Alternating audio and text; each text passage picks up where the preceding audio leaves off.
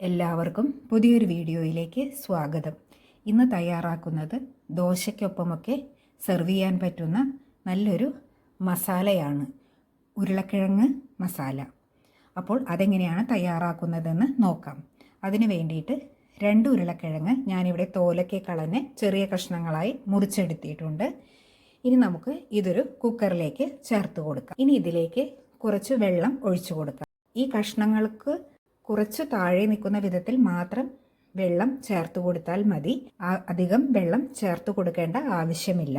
കുറച്ച് ഉപ്പ് കൂടി ചേർത്ത് കൊടുക്കാം. ഇനി നമുക്ക് ഇത് അടച്ചു വെച്ച് വേവിച്ചെടുക്കാം. ഫ്ലെയിം ഫുള്ളിലിട്ടിട്ട് കുക്കറിൽ ഒരു വിസിൽ വന്നാൽ ലോയിൽ ഫ്ലെയിം ആക്കിയിട്ട് 2 വിസിൽ കൂടി വരുത്തുക. അപ്പോഴേക്കും നന്നായി വെന്ത് കിട്ടുന്നതായിരിക്കും.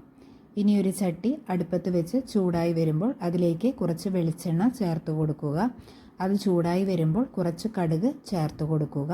ഇനി അത് പൊട്ടി വരുമ്പോൾ 2 വറ്റൽമുളക്, 1 ടീസ്പൂൺ ഉഴുന്ന് ചേർത്ത് കൊടുക്കുക. ഇനി അതിലേക്ക് 1/2 ടീസ്പൂൺ കടലപ്പരിപ്പ് കൂടി ചേർത്ത് കൊടുക്കുക. കടലപ്പരിപ്പിൻ്റെയും ഉഴുന്നിൻ്റെയും നിറം ഗോൾഡൻ കളറാകുന്നത് വരെ നമുക്കിത് ഇളക്കി കൊടുക്കാം. ഇപ്പോൾ കളറൊക്കെ മാറി വന്നിട്ടുണ്ട്. ഇനി ഇതിലേക്ക് ഒരു ചെറിയ കഷ്ണം ഇഞ്ചി നല്ലവണ്ണം ചെറിയ കഷ്ണങ്ങളായി അരിഞ്ഞെടുത്തതും 2 പച്ചമുളക് നെടുകെ കീറിയതും ഇതിലേക്ക് ചേർത്ത് കൊടുത്ത് ഒന്നുകൂടി വഴറ്റിയെടുക്കാം. അതിനുശേഷം നമുക്കിതിലേക്ക് ഒരു സവാള ചെറുതായി കനം കുറച്ച് അരിഞ്ഞതും ഇതിലേക്ക് ചേർത്ത് കൊടുക്കാം.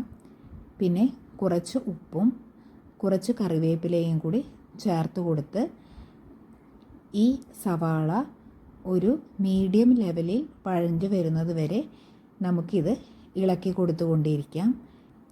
ഇനി ഇത് അത്യാവശ്യം ഒന്ന് വഴഞ്ഞു വന്നാൽ നമുക്കിതിലേക്ക് ഉരുളക്കിഴങ്ങ് ചേർത്ത് കൊടുക്കാം.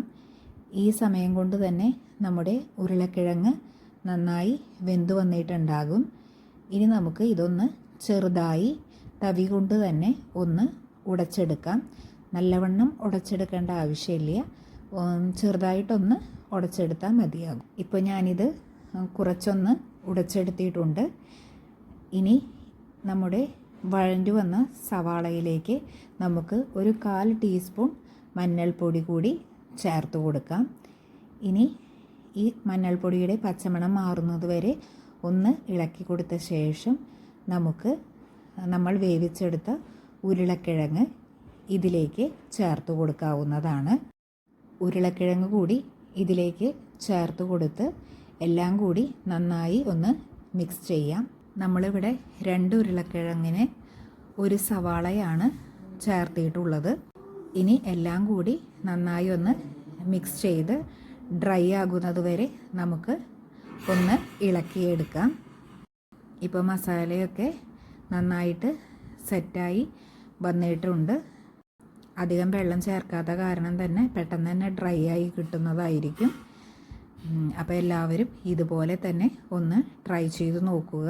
ഈ വീഡിയോ നിങ്ങൾക്ക് ഉപകാരമായെങ്കിൽ സബ്സ്ക്രൈബ് ചെയ്യാനും ഷെയർ ചെയ്യാനും ലൈക്ക് ചെയ്യാനും മറക്കരുത്. അപ്പോൾ എല്ലാവർക്കും വീഡിയോ കണ്ടതിന് നന്ദി.